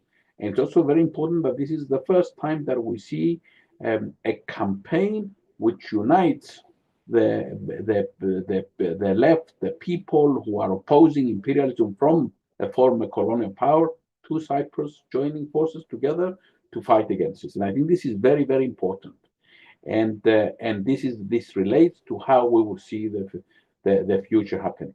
I don't want to go into the details of the agreements or disagreements about the nature of the solution to the Cyprus problem in the future. At this point, what is a priority is to unite the forces, and I don't want to go into some internal argument with anybody else on this matter.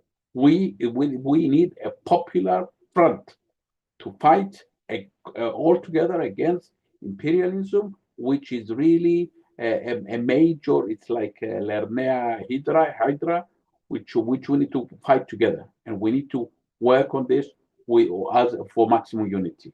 Thank you. I can also add something to this, just to be fair. I mean, in Cyprus, we talked about Cyprus a lot and the politics a lot. We have to underline one thing too. Historically and traditionally, Cypriot people are always with the Palestinian people. The one political party mentioned here, but we need to be fair in that sense.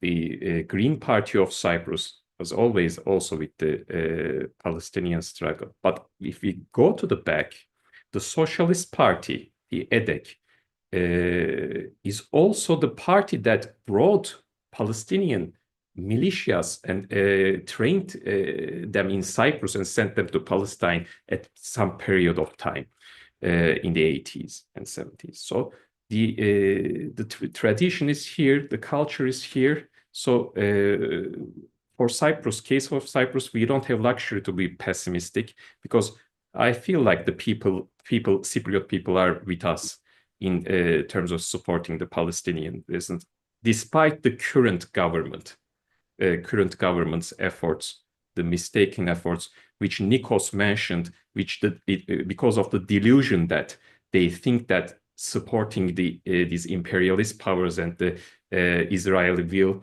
help them in a way in the Cyprus issue. That's a delusion, of course. We know it, and I believe that the Cypriot peoples also knows.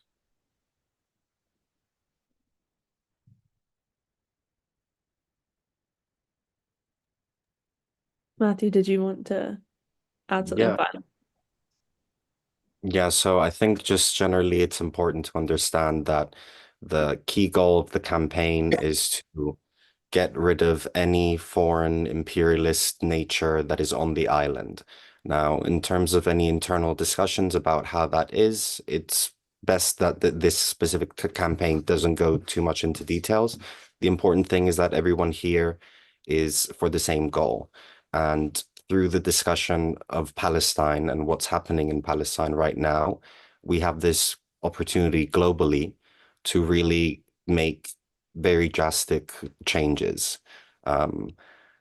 Just as was mentioned before, it's a really prime opportunity now to take substantive action that could affect real policy. And that's why it's really important for everyone who's in the UK to be able to support the campaign, go to the protest on the 9th of March, and for everyone in Cyprus to also mobilize and be motivated and finally believe that there might be an actual progress to the issue of the British bases in Cyprus. So I think this is just more of a final call to action in terms of getting involved locally and supporting the anti-imperialist campaign to get rid of all foreign military presence that influences Cyprus. And thank you to all the speakers that spoke before. Yeah, thank you so much for rounding that up. And it's an important conversation to have and an ongoing conversation that we will be having. Again, I've seen in the chat the questions about how you can get involved in the protest on the 9th of March. If you're in London, you can sign up for the event page. And if you're in Cyprus, Matthew put some links in the chat there. Well, links in the chat to get in touch, to get involved. While we still stall for Jeremy to come, I'm gonna again go on the website and push you all to take some more action. So I'm gonna let's show you another part that I haven't shown you yet. It's a great strategy, isn't it, to get Jeremy to speak last. Let me try and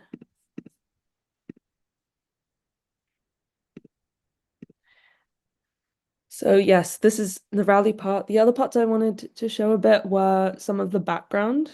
And again, this is something that's a work in progress. It's still ongoing. And again, as I mentioned, if you are interested in helping with the website, please get in touch. So we have some great information on Cypriot complicity. Again, as it was touched by a few people, the US role, which is even less known than the British role, is mentioned here, primarily from the work of Matt Kennard. And then finally, the British role, which is so far the longest, because it's principle.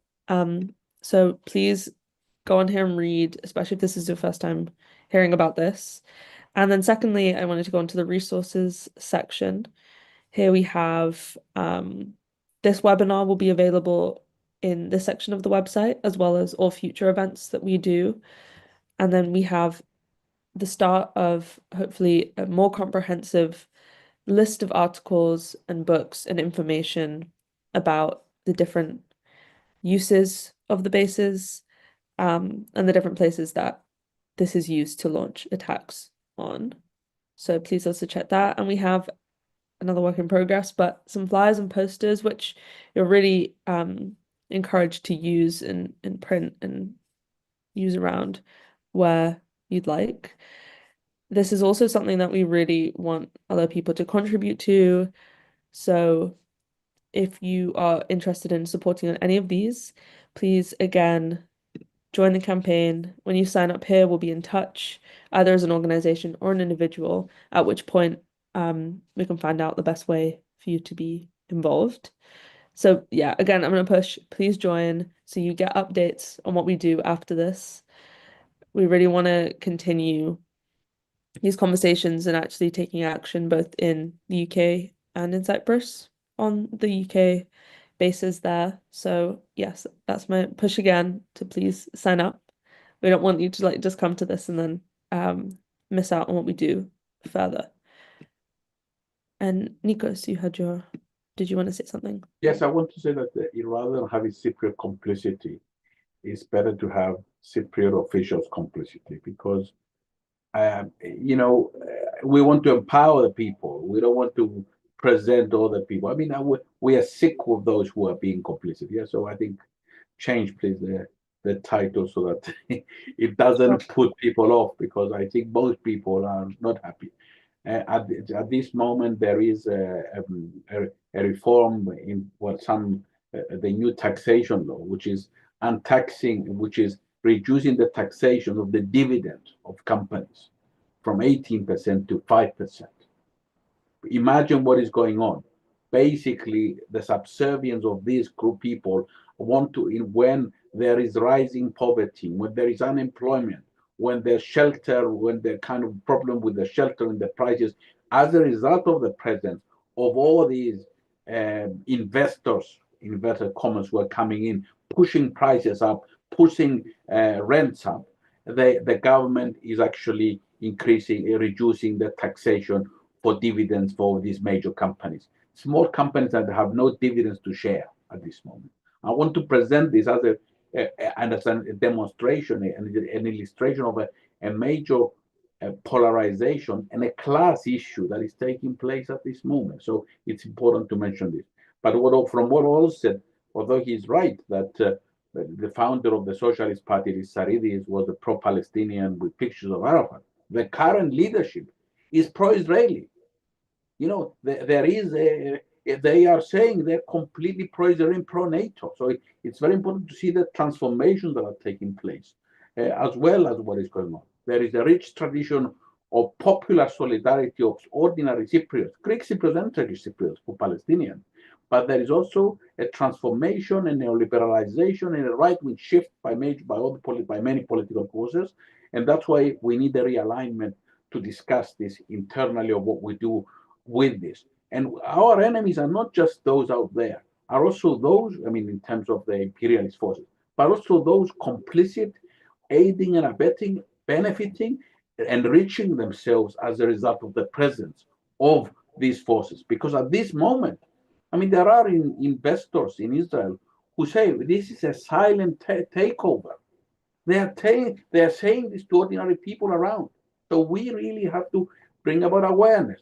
Well, of course, we're not anti, individual people. We're pro people, but we have to defend what has to be defended here, because we are creating the conditions in the area, in the region, where Cyprus will be a much more as a launch pad. And it's true that they are selling and buying land on both sides of the island in order to create the conditions to happen. That's why this is a campaign which is much, much broader than attack the bases. It's an anti-war campaign. It's an anti-NATO campaign in order to promote peace for the future of Cyprus, Palestine, and in the Eastern Mediterranean as a whole, and the world at large. Yeah, that's a great point. This is primarily an anti-war, anti-imperialist campaign that's rooted in these bases as our point of connection. But of course, what we seek is an anti-militarist and a world free of imperialism and war. Oz, did you want to briefly add? Yes, I take the time because I guess that Jeremy Corbyn is not here.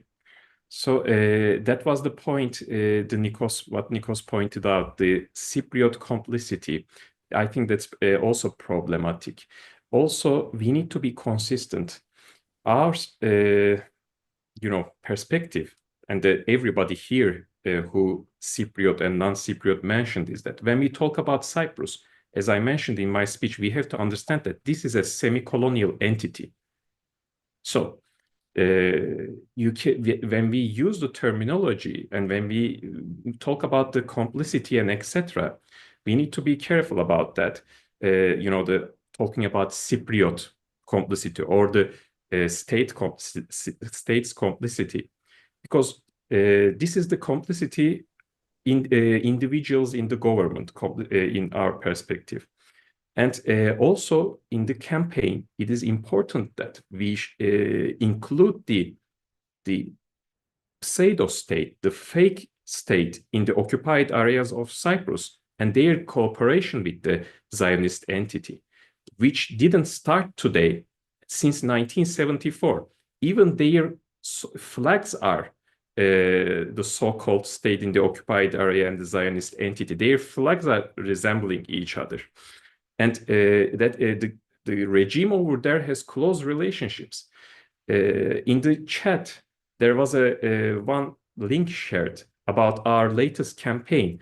The settler colonization in the occupied areas is happening with the help of the Zionist entity and its business people with the Turkish state.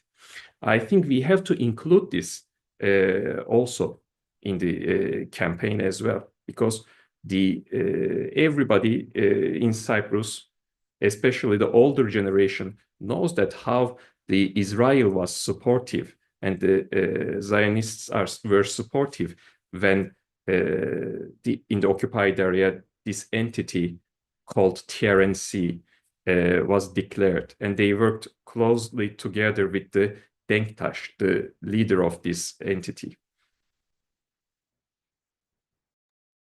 Thank you. Just to carry on, we'll carry on till 8, and then maybe we'll have to have Jeremy on another time. But just before that, if we have a few minutes left, if there are any questions that people want to ask about the campaign, primarily, please, and about ways we can go forwards or ideas that we can go forwards, then some of the speakers that are still here might want to shed some light on them, and then we'll see if he makes it. But if not, we will definitely do another call with him. I think there are a lot of meetings tonight, it seems. So yeah, please add your questions in the chat and we can answer a few. I think maybe I'm the only one in the UK. Even though it's earlier for us, so it's poor form on our side. You're still going.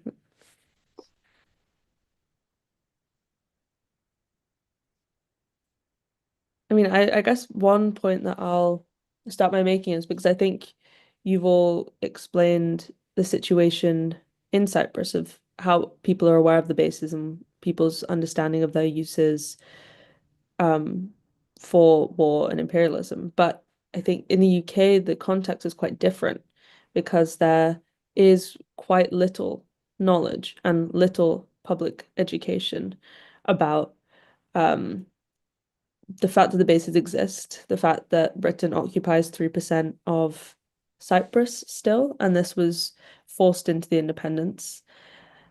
And I think that itself is, I mean, it makes sense. I think it's something that has to be there.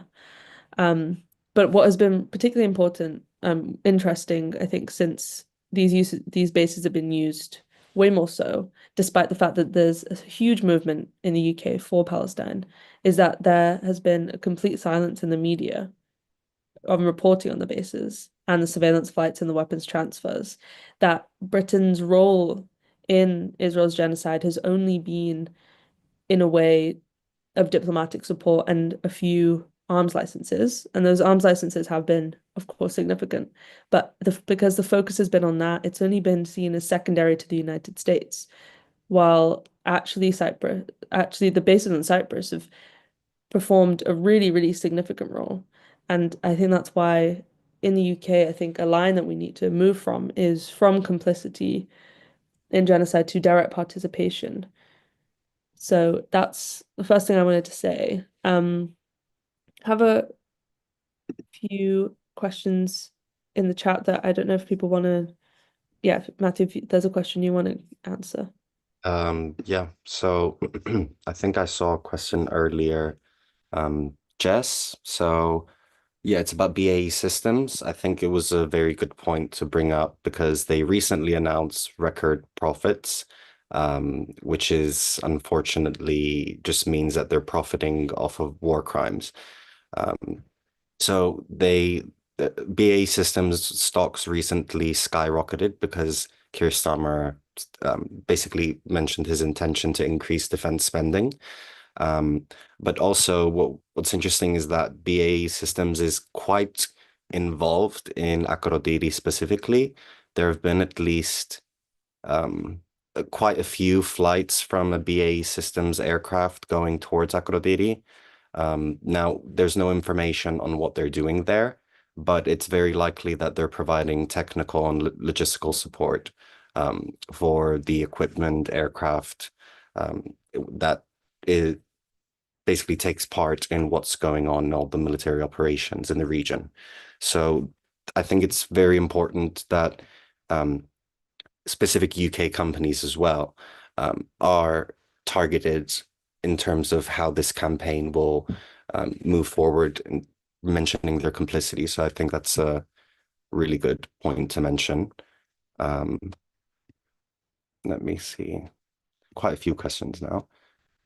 In Cyprus, I mean, so there's a question about the political parties in favor of keeping the bases. I mean, the current administration, I think Nicos can answer this better, but the current administration definitely is not calling for the decolonization of the bases. Unfortunately, there aren't many parties calling for that, apart from Akel.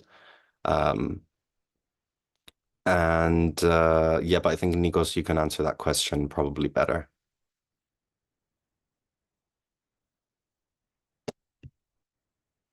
Nicos, do you want to answer that question? Oh, you're on mute. I'm looking for the question you're looking at. Which one is it? Where's the question? Well, it's What's the addressed to me. What's the question? I can't see it. Can you please explain if and which political parties in Cyprus are in favor of keeping the bases in Cyprus? Okay, well, okay. I think the parties that are pro-bases as in they think the bases are good, are the parties that support NATO membership. Okay, those who support NATO membership are also happy to use the bases and to give the base. So, which are the parties of the right? Generally, the VC, Vico, EVEC, which is a socialist party, is also happy to be part of the base. Now, they might not be happy with the bases being British. They want them to become NATO bases, but for us, it's more or less the same thing. Now, the parties that are against the bases are, I think, AKEL, and I think the Green Party might be against the bases, but the question they raise is a question of tactics of when they should raise this issue. The question is exactly how to get rid of the bases. Now, their view is that this should be part of the settlement of the Cyprus problem, because they think tactically the issue of the bases must be raised together with the settlement, because we're dealing with an imperialist forces which are against this. So, but there is a debate at the moment, a wider debate taking place amongst the left, and I've seen different groups debating in a very recent meeting of the left and the Cyprus problem, which raised the issue of whether it is time to revisit the position on this question of when we should raise the bases, and whether we should demand immediately, in the same way that the Mauritius government has challenged this question in Chagos, over Chagos, we should raise this now. And there's also a question of what we do. I think in terms of as a matter of principle, the parliament has taken a position against the bases. No party, and this is officially the parliament position supported by the majority of political parties.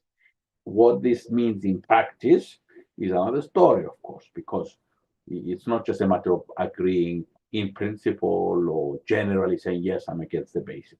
That's why it's important to raise. Now, in terms of the Turkish Cypriot political forces, I think for the Turkish Cypriot political forces, things are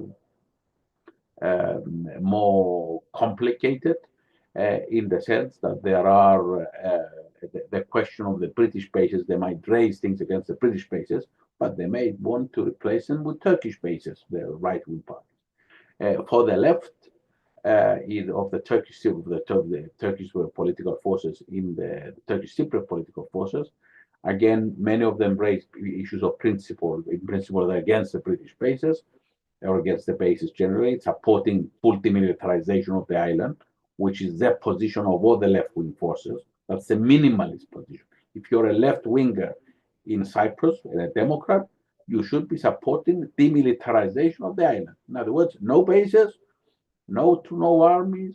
I mean, that's the logic of being on the left of the political forces of the political spectrum, Cyprus. Now, I think this is the moment in which how we debate this is crucial, and we should begin to talk more broadly of what is our role in this at this moment. Thank you. I think we have now run out of time, unfortunately. And yes, Jeremy unfortunately also didn't make it in time, which I'm very sorry about. It would have been great to hear his reflection on this, because I know that he has been a part of this, but he is part of this campaign. The Peace and Justice Project is part of this, and so they will continue to do things with us, including hopefully future webinars, which we will email when you join the campaign. I think one question we had about how people can get involved in other countries that aren't in the UK and Cyprus.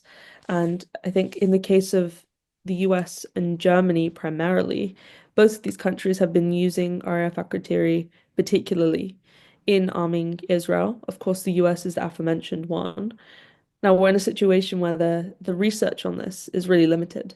And so we can only make assumptions from a few articles, and it makes it much more difficult then to take action. And so one of the main areas that we're going to start on with this campaign is to do some research. And this research is going to be from the UK and the UK's role, but also span particularly the US, because it is US arms through Cyprus that have been the reason Israel has been able to commit a genocide of over 100,000 Palestinian people. And so please do sign up to join the campaign as an individual or as an organization. And this will develop, and there will be a lot of different ways for people to get involved, both in the research, in planning actions, in education, and more. And as I said a few times, if you have ideas or ways that you want to get involved, please get in touch. Once you sign up, we'll be in touch with you. So I just want to say thank you to all our speakers and everybody for engaging in the comments as well. It's been really useful as a starting point, and I think we all need to see this just as a starting point, a first conversation to have. I think we have a lot of more work to do. We have a lot more education to do on this. And I hope that this can be the first part of your ongoing conversations that you take away from here and then bring other people into for further ones. So please sign up, and hopefully we'll see you on the 9th of March, either outside of the base on Akrotiri or outside of the Ministry of Defence in London. If you have any questions as well, follow up, please. Okay, actually, before everyone leaves, someone has joined the chat, so we'll have Jeremy close out for us.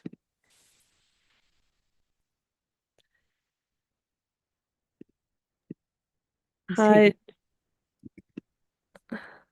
I think, Grace, if you're able to pin them. But also those bits stand, so please also sign up and join us in the protests on this day. But he just left.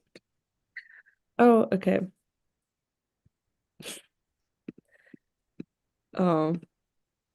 No, I could have been lying and that didn't actually happen, but I saw him too. I I don't didn't think. see him. Well, hopefully he'll try and join again. But if not, then give him a few seconds. He's allowed to be late. He could come at 9 p.m. and I'd still be waiting.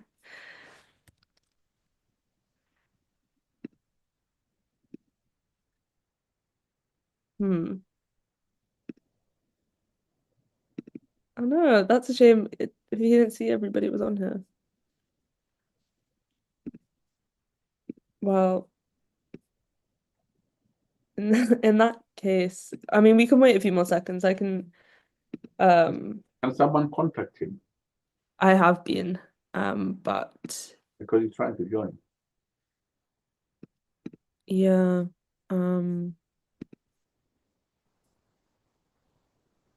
maybe everyone can use this as an opportunity to like invite some people to the protest or sign the petition, and then he'll be back.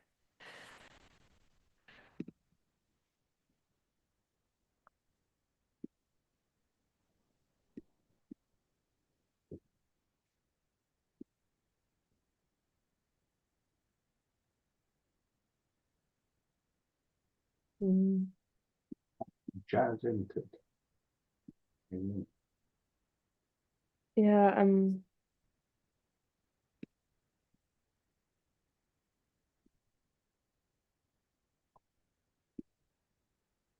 well, I don't want to keep everyone for too long, but I know we'd be happy to stay as well, but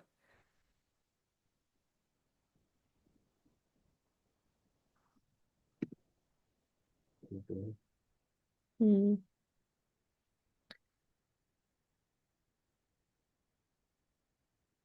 Yeah, well, so we'll definitely have another event with Jeremy. And maybe that makes more sense now than having to keep you all. It's been over 2 hours. I haven't got another reply, so perhaps not.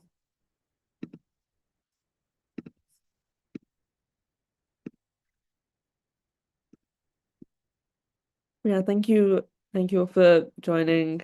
I think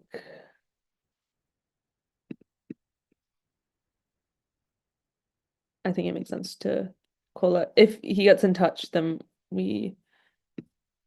I'll see if he can send like a video message maybe on what he was gonna say. To everyone who like RSVP'd to this. But yeah, so join the next one where he'll be here. This time he'll open it instead. How about that? So you don't have to keep waiting. But yeah, I do apologize for this. But yeah, so thank you all again for joining and for being part of this campaign. It's really exciting, I think, for us to have a united front and to take action together. So I'll see you on the 9th, and I'll see you on the sign up page of the website too. So